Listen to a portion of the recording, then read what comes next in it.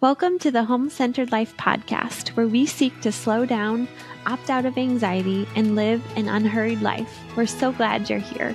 Journey alongside us as we learn about homesteading, homemaking, and living a more simple, home-centered life. Because we think the richest life possible is centered around the home.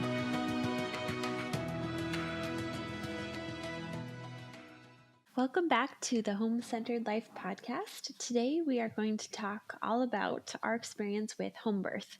So home birth, I just did a little Google search here right before we jumped on the podcast to better understand how many people are doing it. And it's hit a peak recently, but it's still only at about 1.5% of all women that choose home birth. So we're in a small minority, but because of that, I feel like a lot of people are very curious. And if you're interested but have never had the experience, it can be kind of scary because we hear stories or we don't hear any stories, right? Yeah. And so today we just want to share from our own experience. We have had one home birth so far and plan to do that with all of our future babies. It was such a great experience. And so we just kind of want to dive in to that kind of from my perspective as the birthing mom and your perspective as the supportive dad. So yeah, what do you think? I love it. I remember the first time I heard about home birth, I immediately thought, so weird. Yeah. Why would anybody do that? So scary. Well, why would you? Yeah, I know. And I think this is true for a lot of people, but it was certainly true for me. I think a disproportionate of my perception of birth is from movies. We just had a friend over and they were like, so were you like screaming? I was like, that's not what actually happens most of the time. Yeah.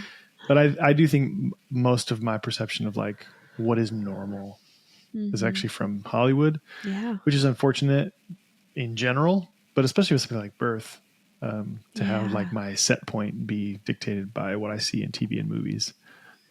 But if that's where you're coming from, like I was, then home birth sounds like the weirdest possible thing. Yeah. Like, what's wrong with you? Don't you want your kids to live? Well, yeah. When did you start? Do you remember the first time you heard about home birth? I think it was back when we were living in Portland. Okay. Yeah. So it would have been like 2014, I think was the first time, right after we got married. The job I was working at the time, the owner and his wife had, I think, a bunch of home births. Okay. I think that was the first time. It's the first time I remember hearing about it. Yeah. And then the only other time I think I heard about it was Jim Gaffigan. He makes fun of it. Yeah. They did a bunch of kids at home. Right. In their apartment in New York City. But I think those are my like two main exposures to it. I didn't, other than the one person and Jim Gaffigan, I don't think I knew anybody who did that. Yeah, it is crazy to think about. That was still when we were married. And so how much has changed since then. And I would say even just my openness to those kinds of experiences has just grown over time. And as I've done more research and have better understanding of like what it actually is, I feel like we were more and more open to it. And I think that's kind of why we want to share this experience, because I feel like a lot of people, a lot of women, I just don't know anyone, like you said. And so if this has been at all helpful just to share a candid, honest experience of what it's been for us, hopefully that will be helpful, because if you're considering home birth and you don't know anyone, again, it can feel just so far out and weird, and is this going to be okay? I think a lot of my family too still doesn't understand like why we chose to do it that way, and that's okay. But especially if you feel like you're the odd one out around you, I think now that just like the reticular activatum system works, like now I feel like I know a lot of women that have done home births. Sure. But before we chose it, I feel like I didn't know anyone in real life, Yeah. So yeah. I think for a lot of folks, giving birth seems scary enough. Home birth seems like even scarier. Yeah. Because it's totally outside of the norm. I mean, statistically speaking, it is not normal. Right. At least in our current day and age. Historically speaking, yeah, that was the only way. That's the only way. Yeah. But I understand, like, we didn't do it for our first. Mm-hmm. Yeah, we and I did remember not. we even met with somebody, a midwife, and talked with her about it. So, like, we're sort of, it was on the periphery of our awareness at that point. Yeah. Now that we've done it, I would not describe it as like giving birth is intense or scary and home births even more so. I would go the opposite direction, be like, giving birth is intense, can be intense. So why not do it in a place you're comfortable? That's I would. That's it really would good. To me. It wouldn't be like 9 out of 10 up to 10 out of 10 intense. It would be like 9 out of 10 down to 4 out of 10. Yeah. Relaxing. Yeah. At least from my perspective. Yeah. Yeah. Well, for what it's worth. I think. Yeah. So for those of you that are curious, so for our first birth, again, when you've not given birth at all, it's this crazy unknown, and it's really scary to think about anything outside of the norm. Yeah. And some women are amazing and just like go for home birth. I have a friend that chose to do home birth for her first. And anything you choose, it has to be something you feel comfortable with. And so I think that's the main thing to like communicate, to not shame you if you feel like, oh, I'd really like to do home birth, but this is my first baby, so I'm going to wait. I mean, that was really us. It was like, this is our first, and we want to have that like extra layer of support, because you don't know how your body is going to function, how you're going to do with giving birth and being in labor. And so for me, it was like a safety net. And so we chose to go to a birth center. So for us, it was like, I feel like a hospital is like most Western medicine, and then birth center. And then I feel like home birth is sort of the furthest from like the traditional Western medicine concept. And so I think for us, the birth center was like a good in between. So we found a birth center that's like 19 minutes from where we live, and we visited and felt really comfortable. And that was kind of a good in between with as far as environment goes, because it had like, I thought the idea of like going to hospital and like sharing a room with someone, or like being in close quarters in this really sterile environment, I was like, I can't do that. And so the birth center had crybaby fish. I know. I know it was the birth center, we had our own really comfortable room, and we brought in decorations to like make it feel more cozy, like warm lights and music. And we had a doula with us the whole time. That was amazing. And we did work with a midwife who worked for the Women's Health Center there. But again, that experience was, they have regulations and rules to follow. And so we were really intentional to have a birth plan that we worked through with our doula beforehand. And that allowed us to have the most natural birth possible while we were there. But there were still some things that, we felt that like friction, that like sort of a little bit of pushback. And it was really hard. It really was a hard labor for me. And I don't know what it would have been like if we'd been at home, if it would have been different. I'm sure it would have. But, we made it through. And overall, it was I feel like it was a positive experience. But we kind of wanted to go, I feel like, even more, like you said, in the comfort of our own home. And I think that's really the big difference. And then having a midwife, our midwife here that helped us with our most recent baby, just like, I felt like she was such an advocate for whatever we felt like was right for us, rather than pushing us towards a certain direction. She was very like open with her advice, but it was very much like, you guys are the ones to choose. And I think that was so empowering. So we can go into more details about what it looked like, but those are kind of some just initial like contrasts from our home birth experience to from the birth center. So do you have anything to add to that? Yeah, I think because hospital birth is so normalized, it is totally normal, totally natural to kind of assume there's no downsides.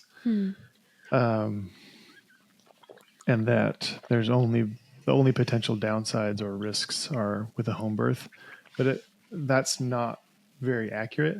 And that's how I thought of it. Like hospital birth is like the sure thing, and home birth is like a giant risk for no good reason. But hospital birth is not without its own, pros and cons. Totally. Or even birthing center pros and cons. I hear a lot of people when the subject of home birth comes up, they say something like, well, at least, the hospital birth, that's the way to go. Better safe than sorry. Better safe than sorry is a terrible line of reasoning for pretty much everything, especially in the context of giving birth. It's not better safe than sorry. There are a lot of things that if you go the hospital birth route, there's many, many things they are going to pressure you to do that have no medical reason, no research backing whatsoever. And probably the best example is the obsession with the due date and getting induced. Yeah. Even now, the 39-week induction. Yeah. There's absolutely no medical reason to be induced, period. And even more so, the whole 39-week. Just from a research perspective, and I don't think people are. It's not that they're not thinking about it, but in a way, they're not. The hospital birth is so normalized. They're not really thinking about it critically. I wasn't, for sure. Yeah. Not until we had that experience where I was like, what in the world is happening right now? We're getting pressured and people are swooping in and telling us what to do. Well, and I will jump in. I know there are reasons to be induced. There are certain times where with high blood pressure and things like that. So there are exceptions to the rule, but I think induction is becoming the way to go rather than I think one of the things that we're learning. We're talking about the scheduled inductions. Yeah. Oh, right. Right. Okay. There would be no scheduled induction for a medical reason. Yeah. If there was a medical reason, it wouldn't be scheduled. It would be let's go. You have a medical reason. The whole here's your due date, so we're going to schedule you. There would be no medical reason for that. Yeah. Right. I think, that's, the thing we found that was, and I know all of this can be especially if it's your first, you want to do whatever you think is best and to honor your body and your baby. And so again, this is more us sharing from our own learning and experience. But I think one of the things that we felt, I kind of always forget, because it was so traumatic, but, I had a really healthy, pregnancy with our first, and we went in for, I was 1 week overdue, according to this due date, which they say is a very loose estimate, and research says, not medical professionals. Yeah. The research says you shouldn't take it so seriously. Yeah. Except medical professionals take it super seriously. Right. The due date. So, I was 1 week overdue, and they were like, we need to get you on the books to get you induced, period. And there was no what do you think? Is this okay for you? I left that place crying and just called my doula and was just in tears because I was like, I don't believe this is right. I feel like my body and my baby will know. And I remember my doula saying over the phone, she's like, you don't have to do anything that they tell you to. And having that advocate for us was so helpful. And, then ironically, our baby, I had a conversation with my little baby in my tummy, and she decided to, come that next day. And I think she knew there was some pressure on us to get going. But, I feel like that was a big difference for sure. Was feeling like we had an advocate versus feeling forced to do things that we weren't comfortable doing in that traditional medicine system. So again, we're more just sharing this because if you've never done it before or you've never heard of someone else's experience, sometimes you can feel like, well, I have to do what the doctor says. And I for sure felt that way. And I think just hearing from where we've come from, I feel like being able to say, no, this is actually what I think is right for my body, and to be able to trust my body and my baby, there's a lot of truth and wisdom in our bodies as women. And I feel like we know if we allow ourselves to know, like we allow ourselves to listen. Our little boy, he was 2 weeks and a day overdue. And, we did have a conversation, with our midwife about that. And, because there are some concerns if you go too far overdue, like your placenta can start to dry up. And so, again, I was considering doing some natural, like, moving things along. But again, he came before we needed to do that. And so again, just sharing kind of like that second experience, having our midwife at home, it was so different because she felt like she was really like, what do you feel is best? What is your body telling you? What's your baby telling you? And I think that was so empowering. The whole home birth experience, really, I think the best word for it would just be empowered. Yeah. The moment that is etched in my memory from the birthing center was when they, near the end, when they did 2 different ultrasounds. Yeah, totally. And one person came up with one level of amniotic fluid. Yeah. And the other person came up with a completely different, 2 medical professionals. Yeah. 2 totally different numbers. Yeah. One person saying everything's fine, and the other person basically said, you need to be induced right this second. Yeah. And that's kind of what I mean with like, it's not, there's pros and cons on both sides. Yeah. It's not like a free pass going the hospital route. 2 medical professionals said the literal opposite thing. And if you research, the accuracy of that method, look at PubMed, it ranks at about 59% accurate, which is nuts. Yeah. That's barely over half. That's barely over 50-50. Yeah. And it's those kind of things that if somebody's going to go that route, I would just hope that they're aware that the medical professionals are going to make recommendations that are like 50-50. Yeah. And that empowering experience that you are describing, at the end of the day, it's not their baby. It's yours. And that feeling of like, I know what's best. Or I'm learning to better identify what's best. Yeah, totally. The blind trust of the medical professionals is becoming increasingly bothersome, especially because the medical recommendation and the research are often not the same thing. Yeah. They say it takes about 17 years for something to get proven in research and adopted in medical practice. So your doctor's probably going to be about 17 years behind the research if you're looking at it for that. And I just don't like messing around with that kind of stuff, or at least not being aware of those kind of realities. I think, that's the heart behind us sharing, is just like to give other women and other families just an awareness to what's out there, and to feel like, okay, this was our experience and it wasn't that scary. And this was our harder experience, and this is what we did to kind of walk through that. And so, well, with awareness comes the actual choice. Yeah. Without awareness, there's no actual choice. Right. There's just this is the path. It's the only option, right? Yeah.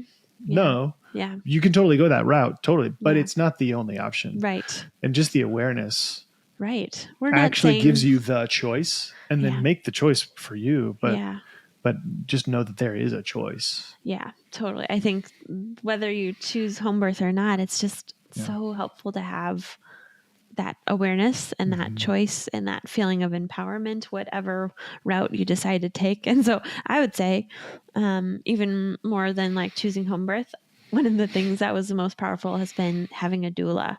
I mean, we've had 2 amazing doulas.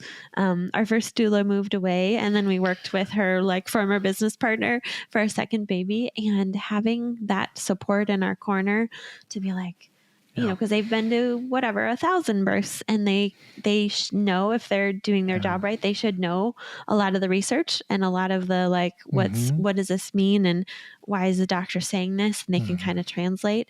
I think that was more than anything what helped us better understand that, like, oh, we actually can be in the driver's seat on a lot of these things. And so if nothing else, hear me when I say get a doula and find someone that you feel connected with, just as much as like finding a midwife or finding if you find an OBGYN, like I think the heart that I like need to share is like, you have to like feel like that person is on your team and feel like you can, I mean, giving birth is like the most intimate experience you're going to ever have in your life. And so you have to have someone that you feel like you can, that's like in your corner. And I think we've just had such an amazing birth team. You know, you, our doula, our midwives just have been really, really wonderful, especially with home birth.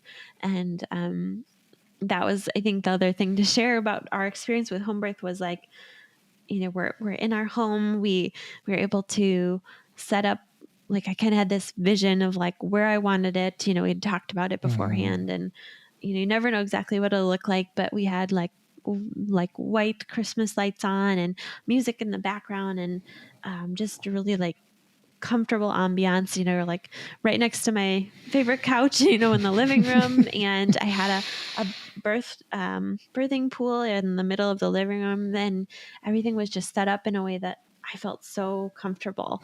And I was in our own home, you know, and, you know, rather than rushing to the hospital, I literally, like, when contractions like revved up, I walked down the stairs and we were, we were there, and everyone was on their way. And, anyway, just having that feeling of not only a team of people that surround you, but also the environment, you're able to control that. And the other beautiful thing, and speaking of like who was around me, was we had actually I had wrestled through like what I wanted as far as like, do I want our daughter around? And I felt like I did want that, but again, I didn't know until like we were in the act of like doing like giving birth that I had decided, yes, I do. And again, at the hospital, that's often not even a choice. And so to be able to say to you, Michael, like, I want our daughter here, I want you guys here with me,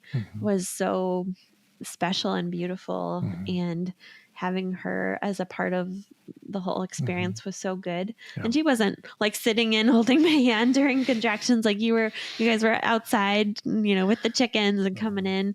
But she did sit in like right before our little guy was born. She was right there, and it was beautiful. And I wouldn't have it any other way. But again, we got to choose that because we were at home.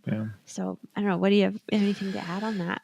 Yeah. And I think that part especially could sound weird or crazy or pretty wild if your frame of reference is a stereotypical hospital birth.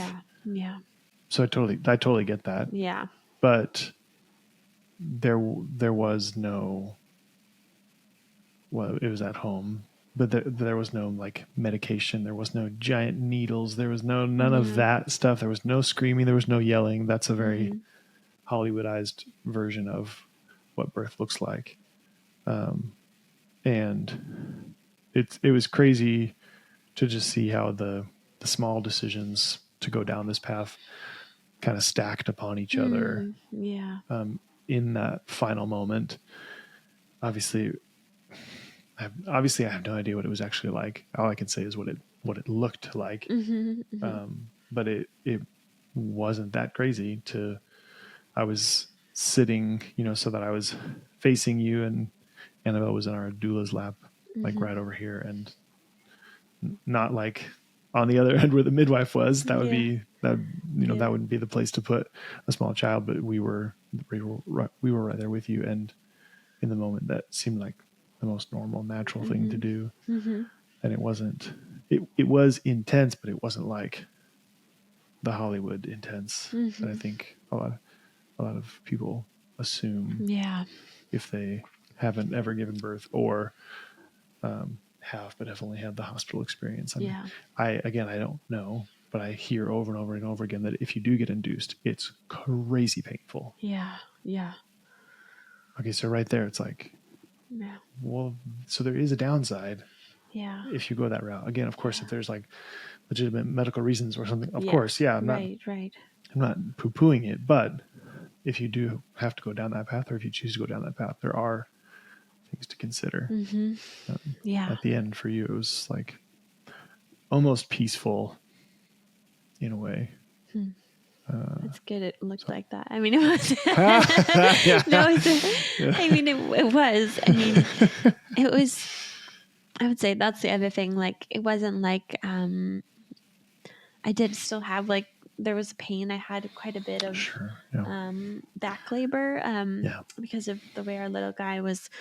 Like their best guess is that his chin was up, and so that chin being up like pushed on the back of his head was pushing on my back, and so that was like really hard. And I haven't yet had that like magical like Totally. It wasn't euphoric. that but I mean it still was. There was a part of me that like Yeah. it in the moment it was so intense and so pain. There was a lot of pain there, but I was ready within like 3 days to be like, yeah, I can do this again, and it took me months and months first time around to feel that way because it was our first birth was such a more traumatic experience. And so I feel like a lot of that is credited to the home birth and to just learning and growing. And that's the other thing I think I want people and women to hear if you're about to give birth or you're considering your options or you want to have kids someday, or honestly even if you're a family member of someone who's considering this path. Like, I think the encouragement I have to you is just to like continue learning and growing and pursuing the idea that like God made our bodies to do this and that it's made to be good. And so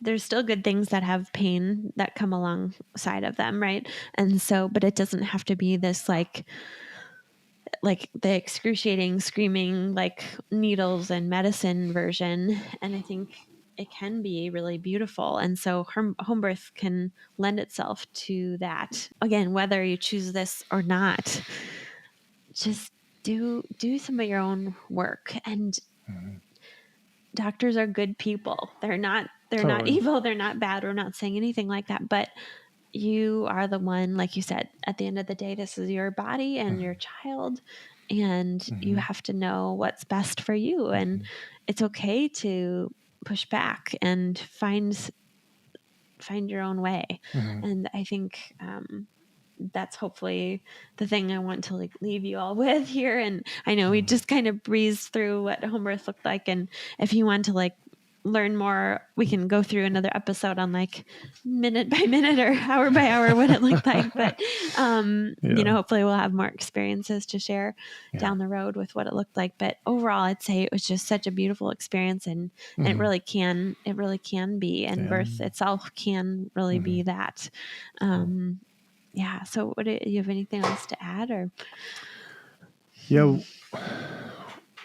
I'm a huge fan of whatever puts you in the driver's seat. Yeah.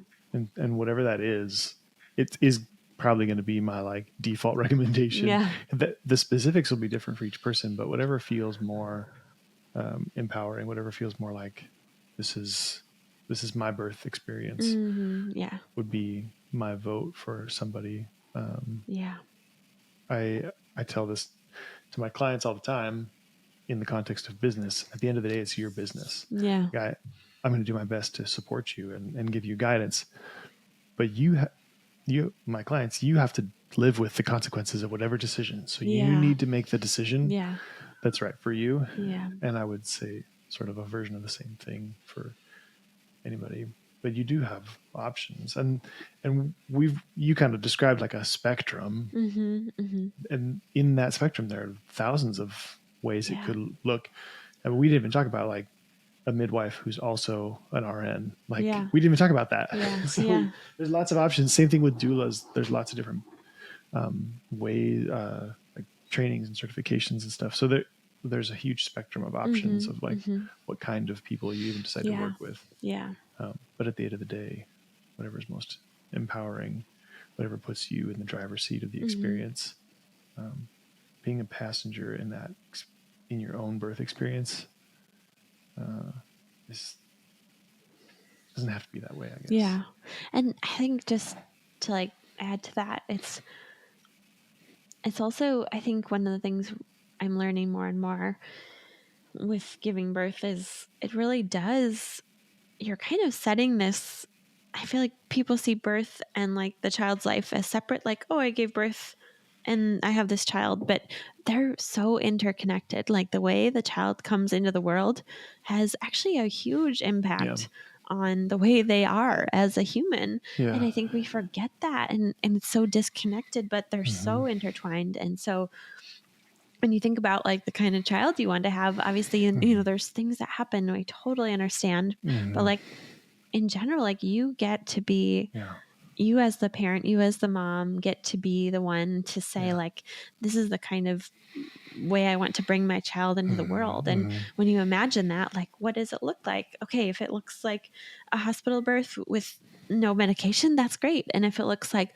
a free birth and you and your husband are in the, you know, living room yourself, that sounds great. Yeah, we didn't even talk about free birth. Talking about that. Yeah, we don't on have any personal the spectrum, experience that's maybe even like it's but our doula did do that for her fifth, so I do know someone in real life that did that.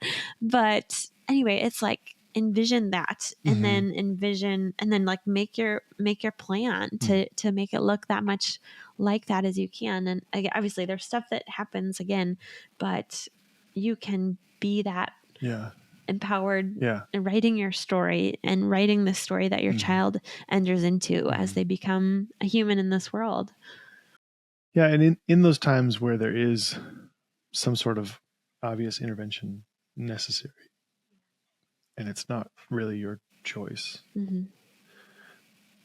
that is real and that's valid, but that's also not what we're talking about. Like in those moments where something happens and it's like, this is the only path forward. Yeah. Those moments are very obvious though. Yeah, like, totally. Hey, we got to go with the C-section because we're going to lose the child. Okay. And no guilt or shame or anything from us. Also, though, that's not at all what we're talking about. We're talking about the times where there's genuinely multiple options, and just encouraging folks to consider like what actually puts you in the driver's seat. Yeah. If you do if something does happen and you do have to go that route, it's not like all is lost. Yeah. I think it's when we say like the kind of birth you have is related to the kind of child you have. It doesn't mean that if something has gone quote unquote sideways at birth that all is lost. Yeah. That doesn't, totally. That's not what that means. But in those moments where there are choices, just looking at it more like the beginning of something, and you get to choose the beginning. You get to, the vast majority of people get to choose how the story begins. Not everybody, but most everybody. Right. Yeah. Cool. I more and more, I do find it interesting to look at things through a broad historical lens. Very first time I did this was when we first got our first dog, and we were looking at like dog food. Yeah.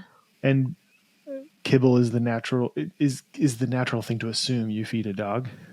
But historically, that's such a weird thing to do because there's been like thousands and thousands of years of humans and dogs, and then like kibble for a second. And there's lots of examples like that. It's not to say that just because something is historically normal, then we would just blindly do that either. But I do think it's interesting and often very informative to look at things through that lens. And home birth to me is the same. Yeah. Whatever you think, however many thousands of years you think, that's actually the normal. And it's just this hospital birth is like the last couple seconds of history that we've gotten like obsessed with it. Yeah. And so I just think that's a helpful, like, oh yeah, of all the humans ever born, actually most of them were born at home. Right. And it's just the last couple seconds that, you know, these humans now are being born in hospitals. Yeah. I find that fascinating. Yeah. Thanks so much for joining us today for our conversation around our experience with home birth. We hope you found it both helpful and encouraging. And if you liked this episode, we would love it if you would subscribe to our YouTube channel. It's a great zero-cost way to support this podcast. You can also find us on Apple and Spotify and leave us up to a 5-star review. One of the amazing things about the world we live in today is you can help us live a home-centered life by leaving a review and subscribing to our channel. We look forward to connecting with you again soon. Thank you so much for joining us as we seek to live a more home-centered life.